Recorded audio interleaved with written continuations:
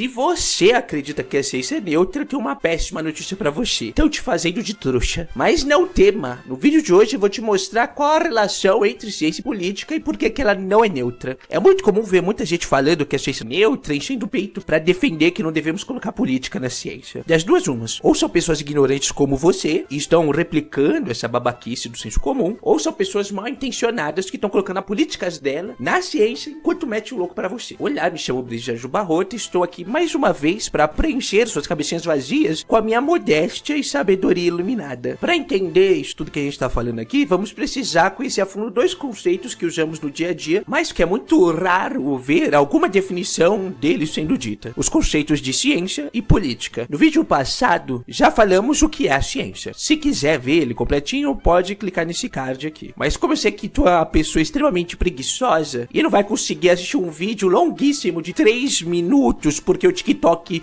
já corroeu o teu cérebro, eu vou deixar um resumo aqui. Com base nas referências utilizadas no vídeo passado, podemos definir a ciência como um produto humano utilizado para construir novos conhecimentos sobre a realidade partindo do que existe na literatura científica, utilizando os mais diversos métodos nessa empreitada. Nossa, Brigitte, você enrola demais. Claro que não. Tudo que eu digo aqui é extremamente importante e necessário. Por exemplo, como vamos ter uma conversa minimamente construtiva sobre a relação entre ciência e política se não sabemos o que diabos os dois significam? Você já sabia a definição de ciência e de política? Você sabe? Antes de continuar o vídeo, coloca a sua definição aí nos comentários pra ver se você é uma pessoa tão incrível que sabe tudo como você acha. Colocou? Então vamos pra definição que vou utilizar no vídeo. Quando ouvimos a palavra política, é normal que pensemos no Lula e no Bolsonaro. Mas ela tá longe de ser só isso. E pra mostrar isso, seguindo a linha de ser a criatura mais modesta que existe, eu vou me basear no livro que é Política, do Wolfgang Leo Mar. Logo no primeiro capítulo, ele define política como os movimentos que visam interferir na realidade social a partir da existência de conflitos que não podem ser resolvidos de nenhuma outra forma. Assim, a política seria basicamente uma atividade que tem como objetivo mudar a nossa realidade social, a consciência das pessoas que a formam e suas interações com o mundo. Aquela visão que temos de que a política só tem relação com os partidos políticos e eleições está completamente torta, pois essa é só uma das muitas faces da política, a face institucional. Um partido, um governo, o discurso de um deputado e um eleitor digitando numa urna com uma pistola e gravando isso, tá nesse meio. Mas existe uma outra face da política. Como apresentei na definição de uma área, a política é feita por movimentos que têm como objetivo interferir na realidade social. E não é só o aparato estatal que pode e faz isso. Quando uma igreja faz uma campanha arrecadando roupas de inverno para doar para moradores de rua, ela tá fazendo política. Quando alguém cria um projeto para mostrar pro pessoal do bairro em que mora como podemos lavar verduras de forma segura, esse alguém tá fazendo política. Quando aquele youtuber babaca vem chorar porque